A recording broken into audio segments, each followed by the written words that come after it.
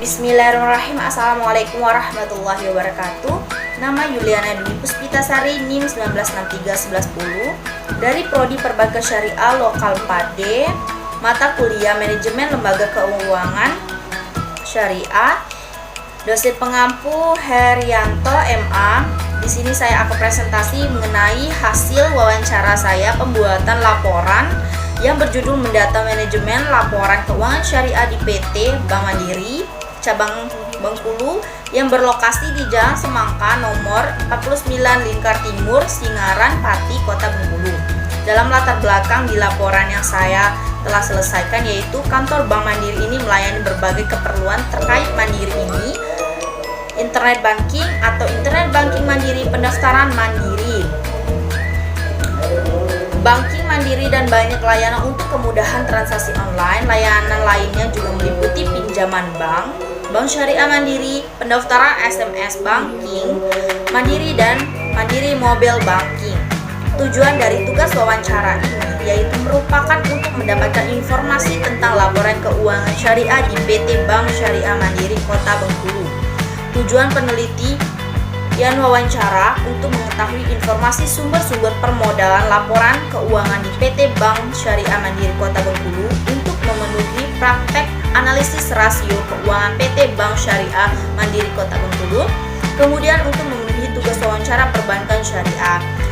Selanjutnya, topik wawancara. Topik kegiatan wawancara ini adalah laporan keuangan syariah PT Bank Syariah Mandiri. Waktu dan tempat yang telah saya survei atau wawancarai dilakukan pada hari tanggal Rabu sampai dengan Jumat 16 sampai 18 Juli 2021, pukul 8 sampai selesai, tempat Jalan Semangka nomor 49 Lingkar Timur, Singaran, Pati, Kota Bengkulu.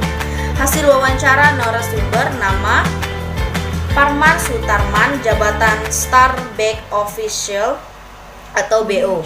Dalam pembahasan yang terkait dari laporan manajemen keuangan syariah di PT Bank Syariah Mandiri di Kota Bengkulu, sumber-sumber permodalan PT Bank Syariah Mandiri terdapat Bank Syariah Mandiri menurut Parman Surtama, modal bank terdiri atas modal inti dan modal pelengkap. Adapun perinci dari modal inti 32 dan modal pelengkap 33 ini adalah sebagai berikut. Modal inti terdiri atas modal di sektor dan cadangan-cadangan yang dibentuk dari laba setelah pajak dan laba yang diperoleh setelah perhitungan pajak. Secara terperinci, modal inti dapat berupa: yang pertama itu modal disetor, yaitu modal yang telah disetor secara efektif oleh pemiliknya. Kemudian aigo saham, selisih lebih setoran modal yang diterima bank sebagai akibat harga saham yang melebihi nilai nominalnya. Kemudian modal sumbangan, yaitu modal yang diperoleh kembali dari sumbangan saham, termasuk selisih antara nilai yang tercatat dan harga jual apabila saham tersebut dijual. Kemudian cadangan umum, yaitu cadangan yang dibentuk dari penghasilan laba yang ditahan atau dari laba bersih setelah pajak dan mendapat persetujuan rapat umum pemegang saham atau rapat anggota sesuai dengan ketentuan pendirian atau anggaran dasar masing-masing bank. Kemudian saya akan menjelaskan tentang cadangan tujuan, yaitu bagian laba setelah dikurangi pajak yang diselisihkan untuk tujuan tertentu dan telah mendapat persetujuan RUPS atau rapat anggota. Laba yang ditahan, yaitu saldo laba bersih setelah dikurangi pajak yang oleh RUPS atau rapat anggota diputuskan untuk tidak dibagikan laba tahun lalu, yaitu seluruh laba bersih tahun-tahun yang lalu setelah diperhitungkan pajak dan belum ditetapkan penggunanya oleh RUPS atau rapat anggota. Kemudian apabila bank memiliki saldo rugi tahun-tahun lalu, maka kerugian tersebut menjadi faktor mengurangi dari modal inti laba tahun berjalan, yaitu 50% dari laba tahun buku berjalan setelah dikurangi pajak. Apabila pada tahun berjalan bank mengalami kerugian, maka seluruh kerugian tersebut menjadi faktor mengurangi dari modal inti. Kemudian saya akan menjelaskan lanjutannya.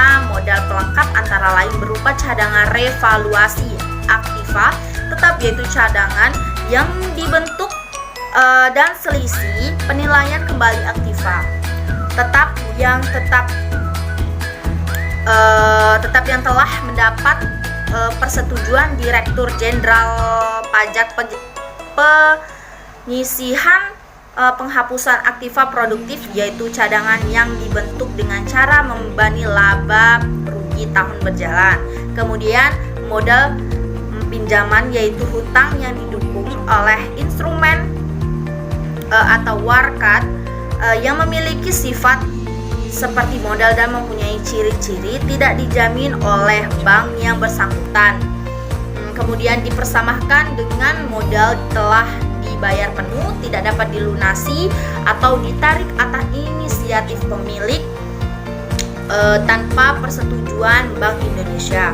Mempunyai kedudukan yang sama dengan modal dalam hal jumlah kerugian. Bank memiliki laba yang ditahan cadangan-cadangan yang termasuk modal inti meskipun bank belum dilikuidasi.